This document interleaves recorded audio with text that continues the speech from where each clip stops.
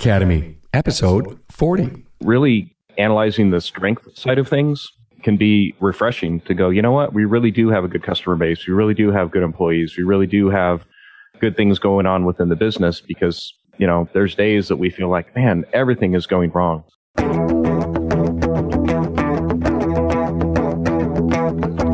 Welcome, automotive aftermarketers, to a Remarkable Results Radio Town Hall Academy.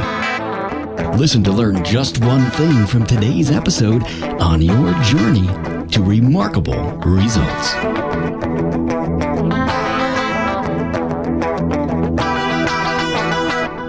Welcome, aftermarket professionals, to the Town Hall Academy episode number 40. Hey, have you ever done an SWOT on your business? Well, if yes, you know the power of doing a SWOT. And if not, you'll learn the extreme value in doing one. Hey, what does the SWOT acronym stand for? Strengths, weaknesses, opportunities, and threats. This Academy panel has great wisdom to share on the value of a SWOT and the impact it can have on your business. For all the talking points, go to the show notes page at remarkableresults.biz/A040. Hey, Carm Capriotto here, fighting through a cold and thanking Jasper Engines and Transmissions for the support of the Town Hall Academy. A new vehicle may look and smell nice, but they come with seemingly endless monthly payments, higher license fees, and higher insurance premiums. Now here's the better solution for your customer. Remanufactured components from Jasper mean a new lease on life to a trusted old friend.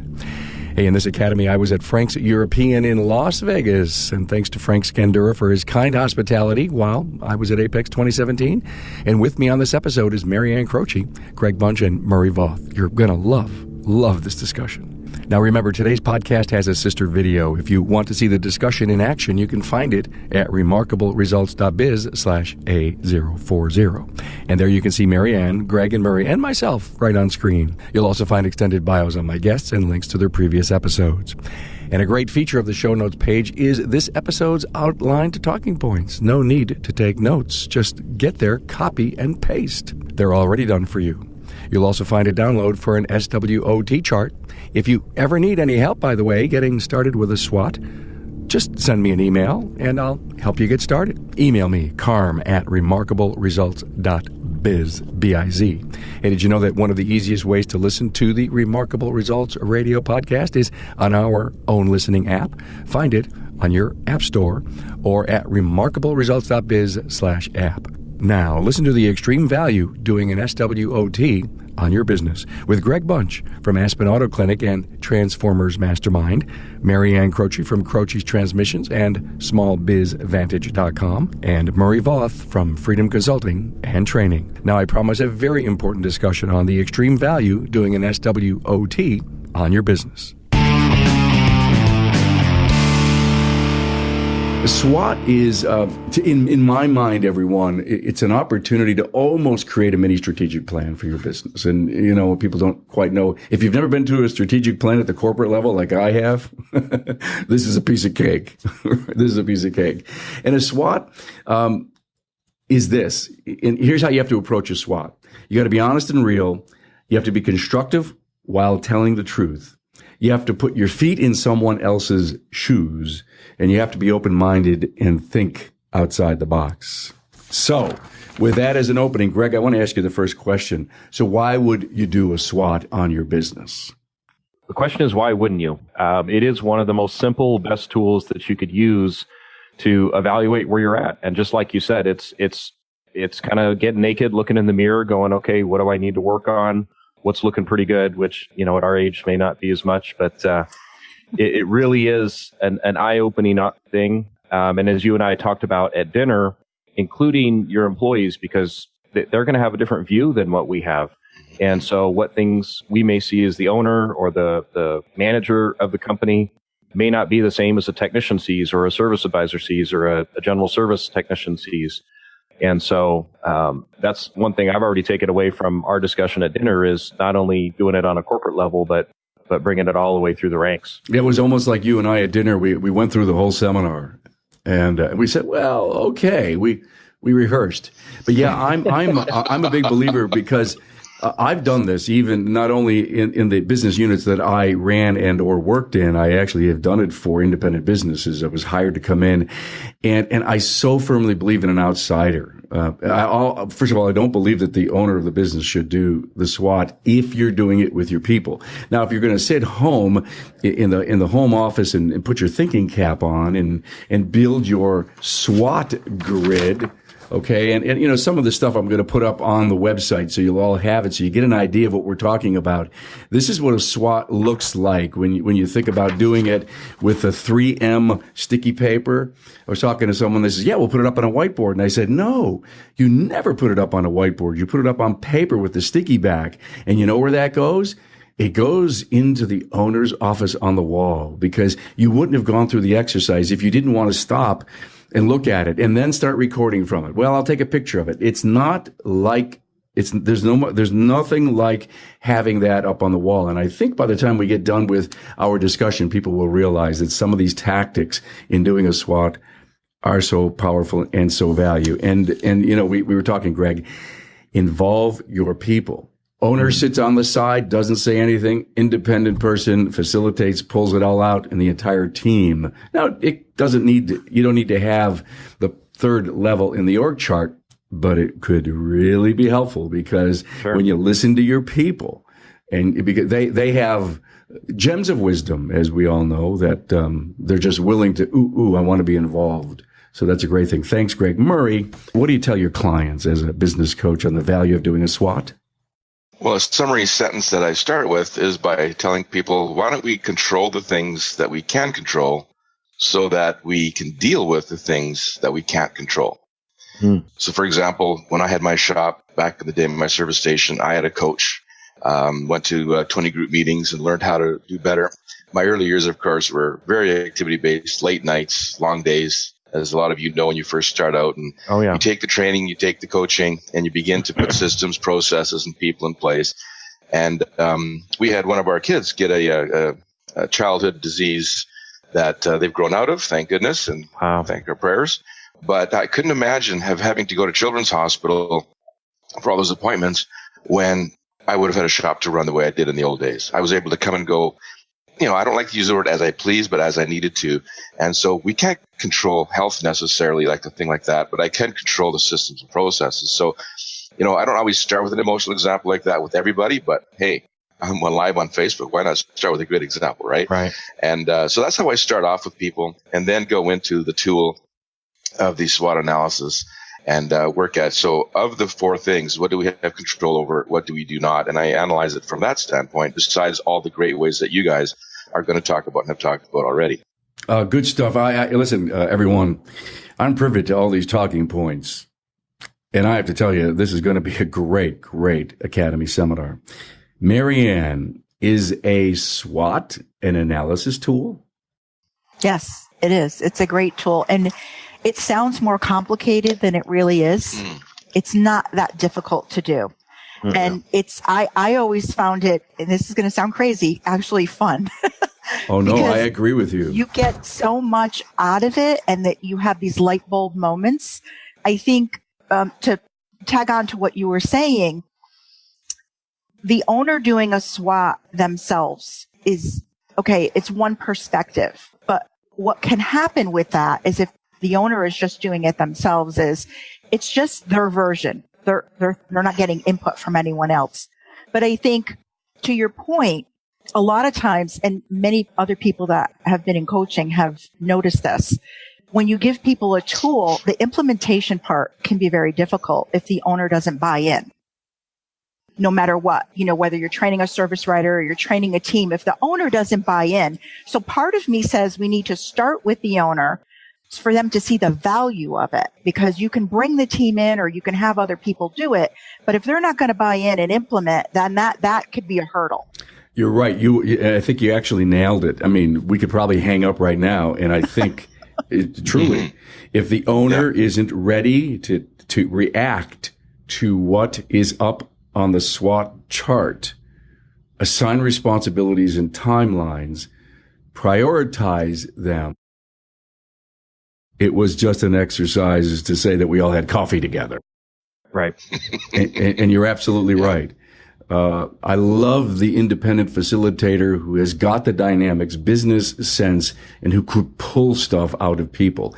And that's one of the things that I always enjoyed in doing an SWOT, because you have to ask the question sometimes, well, what do you mean by that? An owner is going to know what they mean by that. But a facilitator is going to say, what do you mean by that? And the owner and the person is going to go deeper. And every once in a while, what happens is the tactics of the strategy start coming out during the SWOT. I mean, we need to do this. Well, why do we need to do this? Why is that important?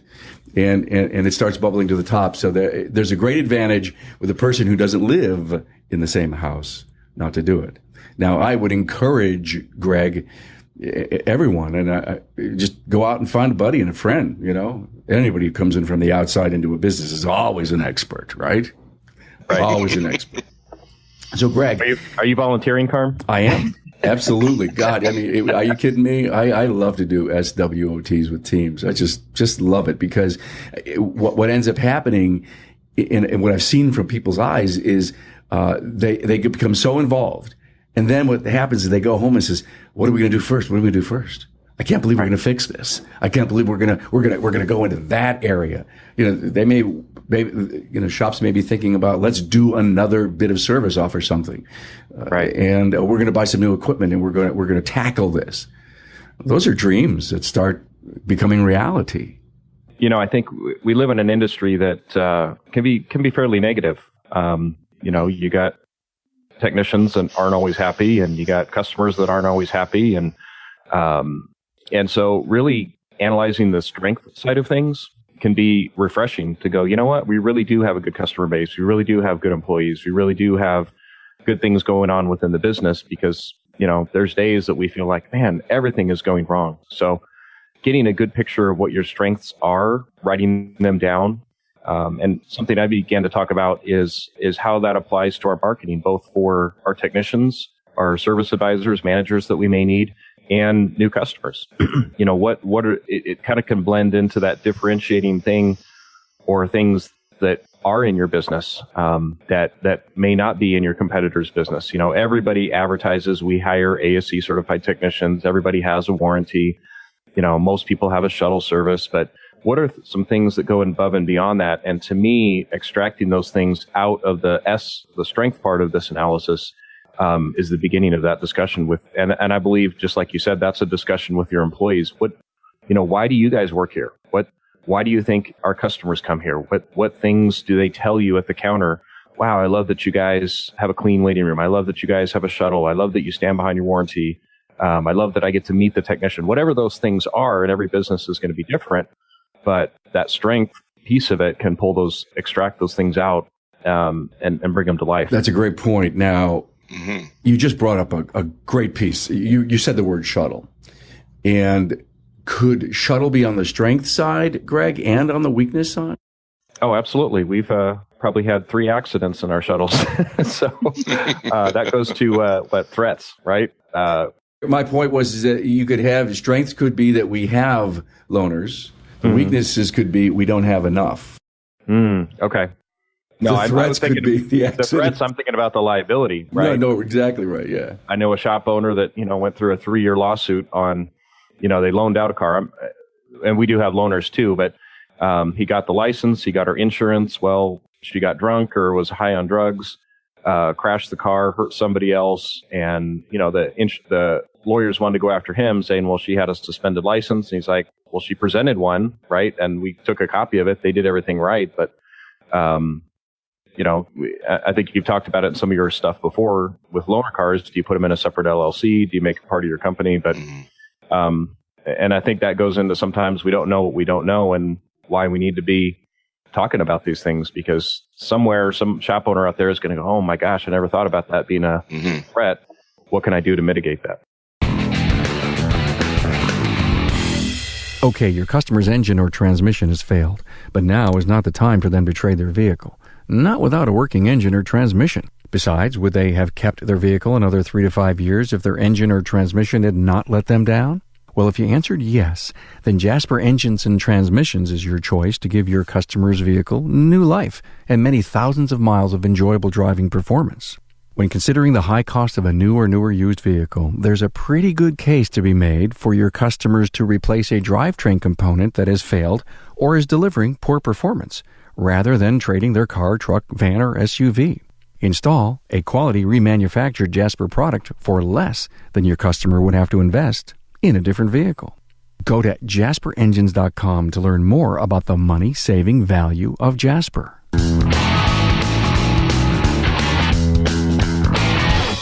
Murray, anything on strengths to help guide our listeners?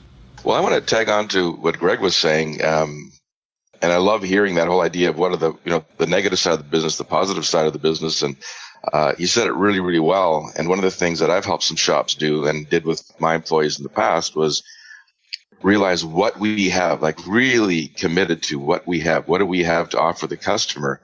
And having that engagement with them so that when they come to work in the morning, they know what their why is. I mean, right. I think all of you have probably heard about Simon Sinek and his Start With Why.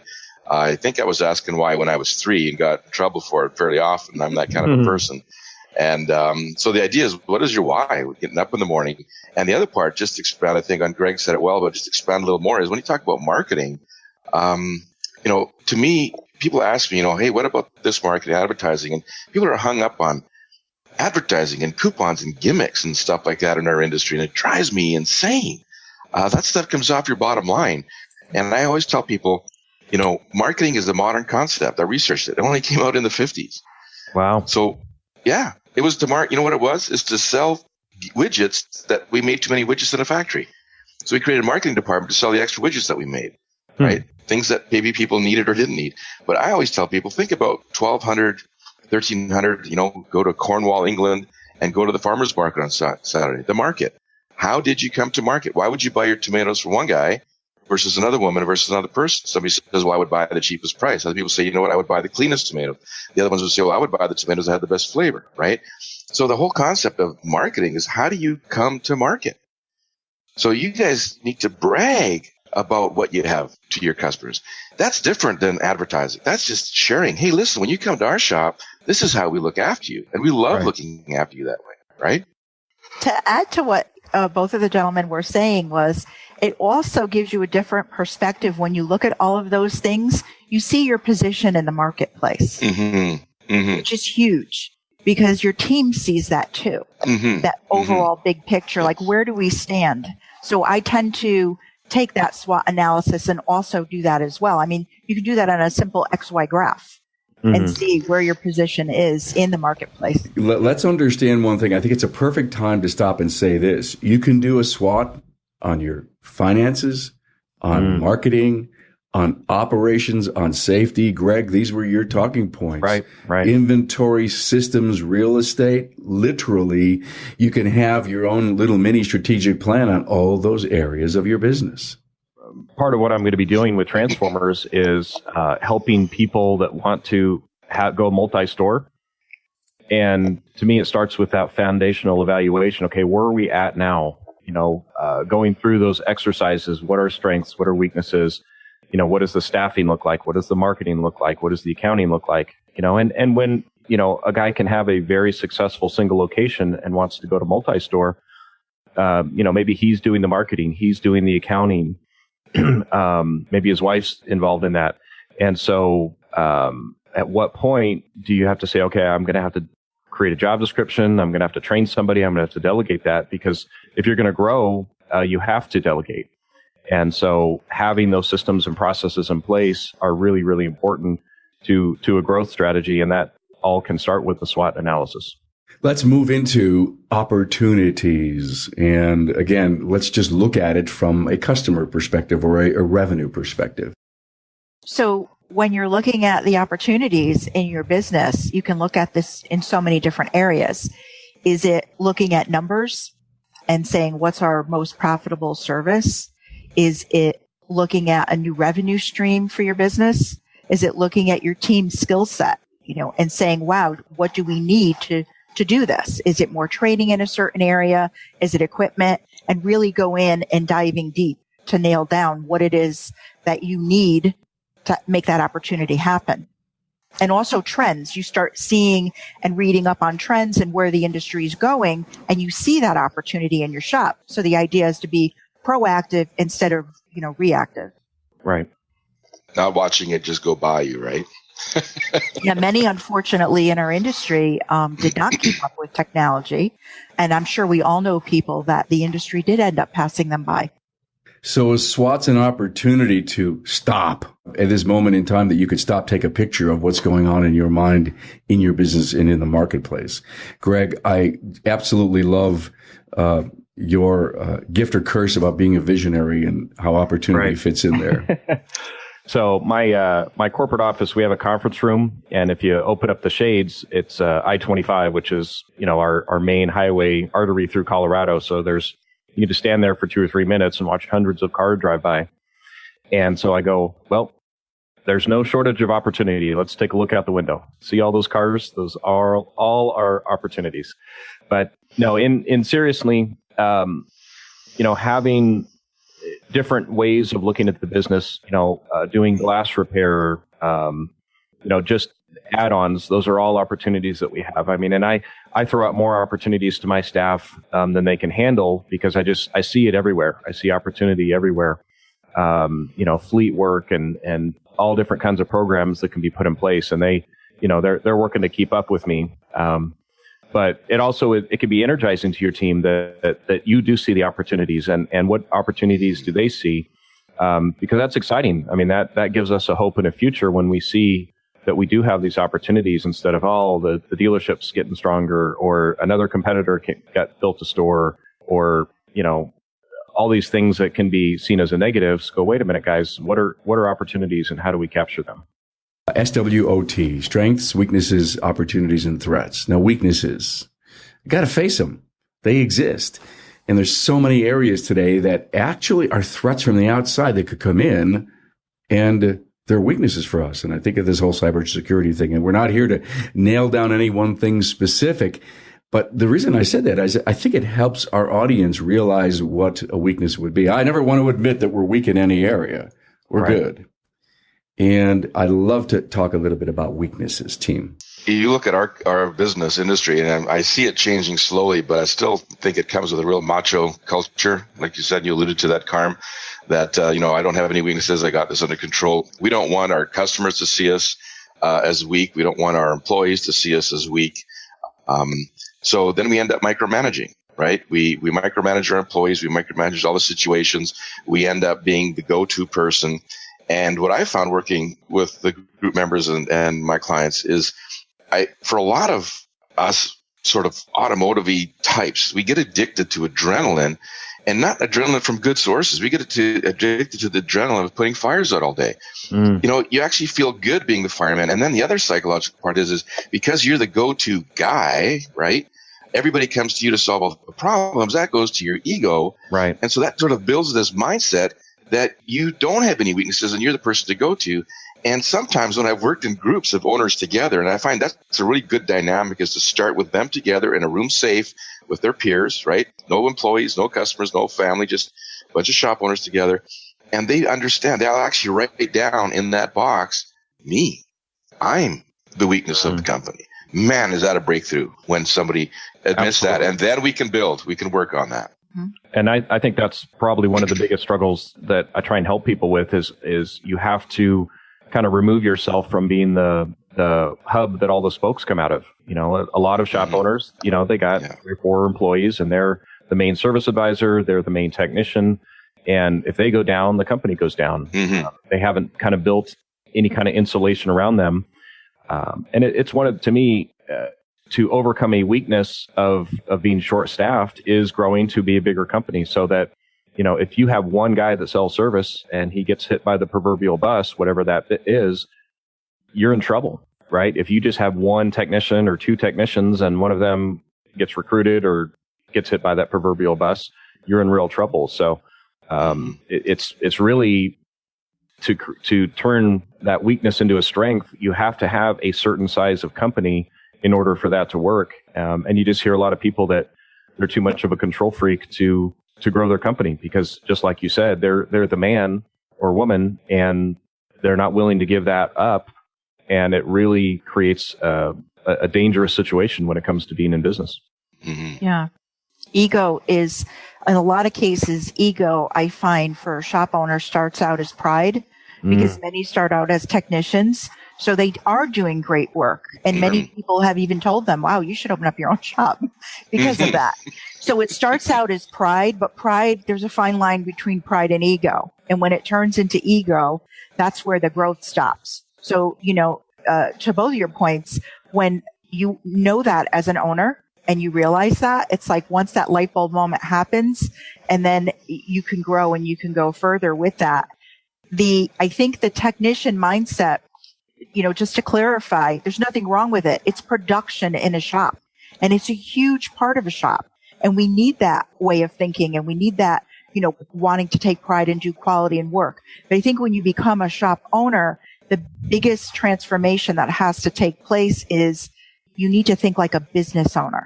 And I know in my shop, I came from banking. My husband was a technician. He will tell you that was the biggest challenge and the biggest journey, because he saw himself as a technician who now owns a shop. Right. And I saw myself as a businesswoman that owns a shop. So the business side of you, business owner side of you, has to take care of all the pillars in your business, not just production. Right. So I think it's a journey.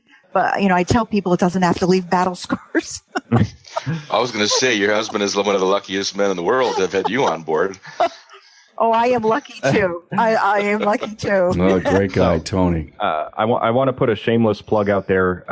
And if any insurance agent wants to send me a check, that's fine, but I'm not getting any commission. But two things. One is in 2012, we had a fire in the shop, and it didn't burn the building down, but it completely filled. We have about a 10,000 square foot building. It completely filled it with just the nastiest plastic, oily ash. Took out the computers.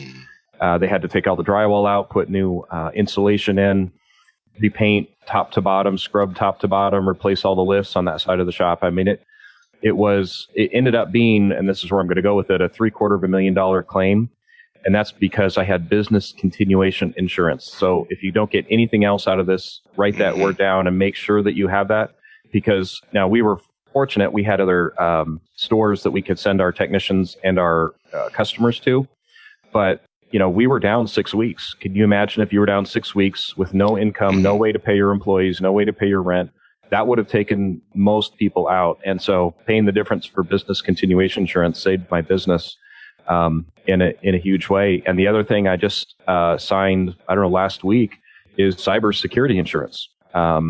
We had a phishing. You can read it on my blog on Transformers. But we just had a guy pretending he was me send to my CFO and pretended it was me, and wrote in and said, "Hey, I need you to initiate this wire transfer. Here's the account number. I need you to move $28,000 over." And they thought it was from me. And so he sent it to our bookkeeper and said, "Hey, can you talk to Greg about this?" Thank God they sent it to me. Find out more. And I'm like, wait, don't, that's not me. Look at the email address. And I don't know if that would be covered by cyber security or not. But, like you said in the beginning, Carm, that is a weakness that a lot of us we're ignorant. We don't even know what can happen out there. And I think that the opportunity to do an SWOT on your business and dig deep. This isn't a half-hour exercise, guys. No, this is a 2 or 3 hours sometime. And taking an expert like in IT, right? None of us are IT experts. Mm-hmm, having them come in and do a SWOT. IT. On our IT. One of the things that I wanted to add, once the owners say, yes, I'm the weakness, then we can go back to, so what are the strengths that you bring, right? So build them back up again, and then look for areas of opportunity in them. So one of the biggest things I find in people that are technicians that own a shop is lack of leadership skill or training or background. And so that's one of the biggest opportunities to create leadership. You're reading my mind. Let me tell you just what I was thinking when Maryann was on. I wrote down, ego starts out as pride. I've heard that before. Maryann, you may have said that before, but I continue to just love that sentence. And then I wrote down on another slip of paper the words leadership training. And I was figuring out how could that pride into ego get fixed And it, to me, reminds me of leadership training. So I'm going to ask all three of you this question, and we may be branched out a little bit here, but I think it's a perfect time to talk about it. How do you approach your clients and say, all right, you got to get some leadership training? Are you doing leadership training? Are you recommending books, tapes, series? Does the client appreciate at the end of leadership training what it may have done for him? So I remember sitting on my bed years ago. I had 2 stores. I was drowning. I was struggling. Things were an absolute mess. And I read John Maxwell, 21 Irrefutable Laws of Leadership. And I remember reading the story about the law of the lid. And he was talking about Ray Kroc and how the McDonald's brothers hit their lid in leadership. And it took Ray Kroc to come in. And I know he's controversial, right? But the point was that he was able to take that business way farther than the McDonald's brothers ever would be able to. And I'm like, oh my gosh, that is me. I have got to learn to raise my lid. And I would say, just like as I became a master technician, most of what I did was self-taught. You know, I didn't go to a trade school. I tried to glean information from, you know, back then, books, tapes, other technicians in the shop, whatever resource I could find to build a foundation. And so that's kind of how I've had to go through. You know, I've been in different 20 groups and I've been to different things, and you kind of glean parts and pieces from all those things and develop your own leadership style. But it's important, I think. I mean, I don't know if I can recommend it yet because I'm still reading it, but I brought my leadership book, and I try and read one every couple months and get different perspectives on it. I just read one on servant leadership a couple weeks ago that was phenomenal, and I'm like, all right, that's going out to all my managers. That's going out to my crew. I'm going to send a copy to all my people in my mastermind group, because it was one of the most simple, best books on leadership that I'd ever read. And I'm a big believer that the servant leadership model is the way to go. But, you know, I don't think there's any one place you can just go, okay, I went to that leadership class. Now I'm a good leader. It's an ongoing process, just like being a good technician, being a good business owner. But a lot of us, you know, have to decide, hey, my business is only going to grow to the point of my ability to lead it. And if I don't improve my skills as a leader, my business is going to stagnate. And then you lose good people, because good people want new opportunities. Does it take a business coach like you three to influence someone to become a better leader? Murray? Yeah, I think it does. It brings an outside perspective. I think in the case of all three of us, we've had experience in the trenches, you know, pretty good solid couple of decades in there. And we've been through the valley and then we've had people help us, right? You'd need an outside perspective, an outside look at things. One of the things that I really enjoy doing when it comes to the leadership conversation, and again, reading books, I completely agree. I probably read something at least every week. I've got a couple books open somewhere. But some of it is perspective change. So one of the areas that I work with my clients is, you know, in our sort of Western democratic style of culture, you know, a shop owner from our backgrounds, usually technical background, the way that we, you know, lead our team is to lead by example. Well, we think leading by example is to show them how fast to do a brake job, or to be in the shop helping them, cleaning up at the end of the day, maybe, you know, supporting them on the front counter. These are not wrong things to do.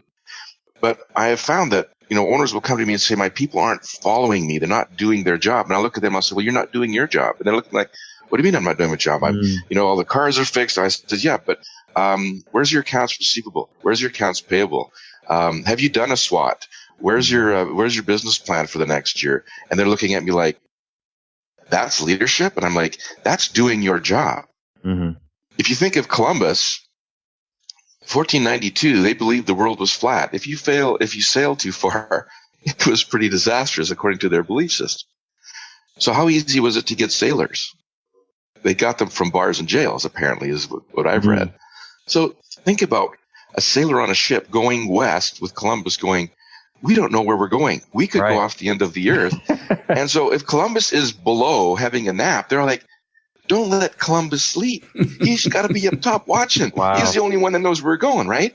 So we have to be up in the crow's nest watching where we're going.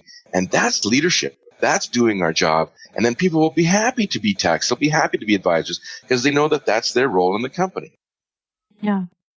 Yeah, I agree with everything that all of you are saying. The other thing I just wanted to add on with leadership is I don't think that you find leaders just in roles of authority or, depending on your rank in a company. I think you find leaders in every position. Right. And I think that's something important to keep in mind, because when someone does take responsibility and accountability and they really own that role, it's just amazing. I had I always say the story of Joe, but I had a college kid that we had hired to be our, shop assistant, shuttle driver for a summer. And this kid was an amazing leader. He truly was the definition of a leader because he owned that role and he got really creative with it.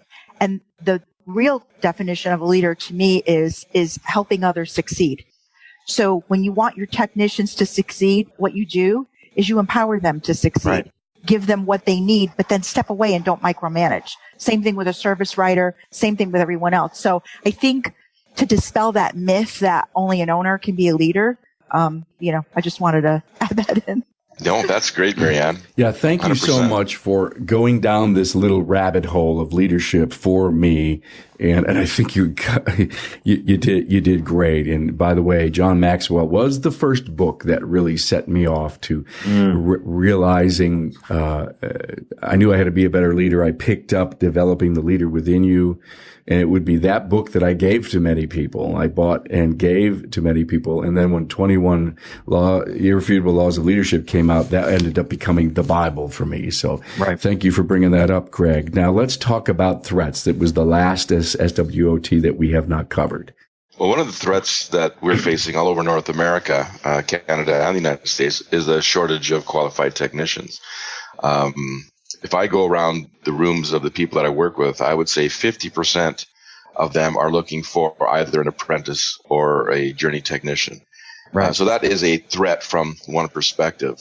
And so the idea of, again, back to my opening, what do we have control over? So we identify that it's a threat. It's been a threat for 7-8 years already, if not even longer. Seeing this coming down the pipe, schools aren't promoting it. Guidance counselors aren't promoting it. Parents are looking at sending their kids into fintech because that's where all the big money is, right? Kids going into technology, not understanding how technical cars are. Huge is actually a culture shift, right? The idea of somebody loving cars and going into fixing them, is something that I think needs to change. Now, Carm, one of the things that I do when I do the SWOT is, okay, so here's a threat, but it's always a mirror image. All of these boxes mirror image themselves. So a threat is also an opportunity. Right. And so what I've had the opportunity and the privilege of doing is either bringing what I already know or researching further, best practices in marketing and advertising for people, best practices in how to interview people and identify the key players that you need. And one of the things that I'm learning is and this is maybe not the right word, but I'm going to use it because it's the one that comes to mind, the shops that are run in the strictest fashion, like with great quality control, great leadership, they all have a technician in their back pocket. I've got a half a dozen guys across Canada that have somebody waiting to work for them in this dire shortage. Why? Because they want to work for a shop that holds everybody accountable to quality, the customer, their why. And so right now there's not an opening, but they're waiting for there to be an opening. So I'm finding that you can actually turn that threat into an opportunity by changing your operational and your shop culture and your hiring practices and actually attract the best. And just a quick side note is then get involved in the community. We've got a group of shop owners are now all going to present to the guidance counselors in the high schools in their marketplace, right? Take control over the situation, do what you can do, right? That's great. Even though there's literally a labor shortage across the country, construction, trucking, automotive, plumbers, electricians, IT people. I mean, it's an interesting dilemma coming out of the Great Recession of, it's pretty hard not to be employed if you want to be employed at this day and age. But, there's still people lining up around the block to work for Google, right? So why do they want that? Because they have such a reputation of being an awesome company to work for, and the benefits and the culture and the environment. So setting ourselves apart via culture, benefits, those kind of things, like you said, Murray, it's got to. you can't run an ad like you can't even run an ad for a lube tech. I mean, I remember you'd put an ad on Craigslist and get 60 applicants, and you had to shut your ad off in 2 hours. Now you get 2 or 3. And it's probably the same 2 or 3 as you got last time you ran an ad. So it's a new world. And being the best employer has to be on our strategic plan. Yes. And again, asking our employees, why do you work here? Why don't you work at the competition? What is it that keeps you here? Maryann, before you comment on threats, this was just a great dialogue, Murray and Greg, and I couldn't help but think that the tech shortage could fit in every box. Mm-hmm. It really could, because a strength could be that we're a great company people want to work for, but why aren't they coming to work here? It ends up opening your eyes to areas you have to work on. You may not be as good as you think you are. And I think that the tech shortage could be in every box, as I think quickly about it. So don't be afraid to stop and ask yourself the question, tech shortage, where does it go on the SWOT? Think through it, and you may just find that, oh, that's an A priority in every box. We've got to do something about it. A plug for last week's show, Academy 39, was on how to build your bench and recruitment. Maryann, threats. So the tech shortage is something that we can all relate to. We know it's throughout the industry. And to touch on your point, I have many people that I know that are in all types of trade industries, and they see it as well. And I think there's a couple of different components to that. One of them is our customers. If our customers come in and don't value what we do, they are parents, they are teachers, they are guidance counselors. They are influenced by that. And then they will not, when someone turns around and says, hey, mom or dad, this is what I'd like to do. And they get that kind of funny look on their face, like, what would you want to do that for? But if they value the industry and they value what people are doing and their one-on-one experience, they may have a different view. Also, our industry, unfortunately, for the last, couple of generations, we do have a negative image. And I think it's up to the responsibility of the owner of the shop to create that culture and to be seen as the professionals as they are. And I think a SWOT analysis can really help you with that, to say, we want to go beyond just the 4 walls of our shop. We want to be seen as professionals, leaders in this industry. And then the third component of it is, the teaching aspect, having people that really have a passion for what they do and love bringing the young people in and getting them excited. I mean, young people are all into technology, so we can't miss the boat. We can't make that disconnect if we're not into the technology and sharing, benchmarks that these kids are making in the schools, sharing them. So I think it's really important. And so much can come out of this SWOT analysis. To your point, Carm, that can be in a threat area, but we also can turn around and see all of the opportunity that a shop has to get out and, be seen and really be a resource to the community. Well, we could go on for a couple hours. I know it. But what we're going to count on is some really good show notes on the show notes page. And I'm going to put up the Maryann, I think you have a link to something on your site. So if any of you guys have something that you would be willing to share, send them to me. We'll put it up on the show notes. And I'll give you a last word right now, and we'll look at SWOT in a total comprehensive look. But one more time, let me summarize my piece of this. Strengths is what we do well. And if you start out with that, then, the whole mindset of your team can go many places. Weaknesses, what could we do better?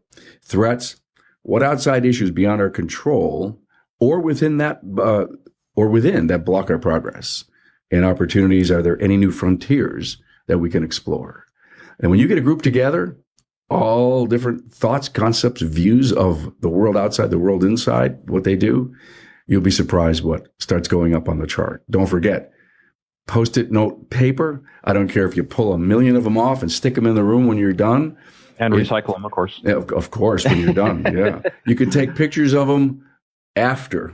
No whiteboarding. It's got to be on paper. So the leader, ultimate leader who is going to own and assign can have them stuck all over the wall, and let that be his accountability piece every day and every time he looks at it, to say, we've got to get these going. So let me go around the room here. Greg, I'll let you start out with the last word. This has been a phenomenal discussion, and I think we could probably go on all day because each one of those things, each department in our business deserves that kind of attention. But we're doing kind of a mini ratchet wrench kind of conference within our own organization. We're pulling out the shop foreman, we're pulling out the managers in December, working on our budgets, our strategic plan for next year. And this is definitely something I'm going to add to the list and get out of the way, like you said, because before you and I talked, I would have been the one, like you said, putting it together. And so I'm changing my strategy here, and I'm going to sit in the back of the room. And I've got clients that are asking for this kind of thing, and being that third party to say, okay, let's take a realistic look at what you have and where you need to go, especially if you want to go multi-store, because a big threat in that is you run out of capital before you start making a profit. So the better prepared you can go in, the more chances of success you're going to have. Mm-hmm. And so let's really know what we're getting into before we just do what I did and jump in the deep end. I think I talked to, when you interviewed me, my story of my second shop. There's no way I would ever recommend anybody do it the way I did it. So learn from our mistakes. Greg Bunch, go listen to that interview. There's a very humbling story. Thank you, Greg, for being here. Maryann, I'll let you go next.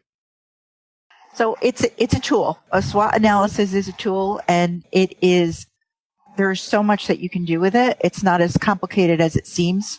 Once you start going with it, so many light bulb moments will happen. And I think it's a great tool to build culture, in your team as well. But the important part of it is once you have all these great ideas going and you have, definitely implement, take action and have accountability, set up some goals so that it's not just a bunch of ideas. I think that a business, we do them manually, but I think looking back in the early days, what I would have liked to have done, because I wasn't doing this in the early days, what I think twice a year would probably be good, and keep it, and then compare it to the next one that you do to see, because I think that's really good. Team see their wins and see their accomplishments builds momentum. Right. Back when I was in the corporate world, we did a strategic plan, a 5-year strategic plan, renewable every 3. So you were always looking out and then backing up, and then looking out and then backing up. And in your case, a much smaller business, probably more nimble and quicker on your feet. It's not bad to have a year-long strategic plan evolved from your SWOT that is renewable every 6 or 7 months. Great concept. Thank you for that. Well, thanks for putting up with my conference voice. And Murray, you've got the last word. Oh, my goodness. My wife's going to be laughing. My wife's going to be laughing if she sees this. I'm on the road. I get the last word. I know that we use acronyms as coaches and trainers, and I think sometimes my clients just roll their eyes at that. I've actually created another acronym called SOAR, and it really ties into what we're talking about. And I read a sentence somewhere. I wish I could remember the guy to give him credit to. He says, you cannot plan results. You can only plan actions. And so my acronym SOAR is S is what is the situation? And which is what we're doing, right? What is the situation? Let's face it. What are the facts? Let's just try and leave the emotion out. Let's just face what's there.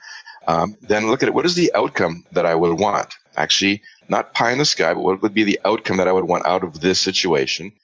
And then, what are the actions that I need to, this is what Maryann said, what are the actions that I need to do to get the outcome that I want? And then the last one is what are the results? And then I measure it, and you just completely cycle through that acronym. So one more little tool to think about. You cannot plan results. We keep putting numbers on a board. You cannot reach a number without behavior, right, Maryann, right. Without implementation of that process. So that's my whole goal with the clients that I work with and myself personally is one of the things that I focus on. And just to remind myself, Maryann, what you said about celebrating the wins. My personality is always looking forward. There's always another way, a better way, another solution. I don't celebrate I don't look back myself at me, my kids and my wife, sometimes have to remind me. And my group members sometimes say, Murray, for goodness sakes, look at what we've accomplished. I'm like, yeah, good. Okay, what's next? What's next, right? So, Maryann, thank you for that reminder of celebrating our wins. Wonderful. Great. For more on Greg and Murray and Maryann, just search the website and listen to their episodes, because you did terrific. And when you go to the show notes for this episode on my website, a link to the episodes that you've been in will be there. Thank you all so much. Greg Bunch, Murray Voth, Maryann Croce. Thanks for being on board to listen and learn from the premier automotive aftermarket podcast. Until next time,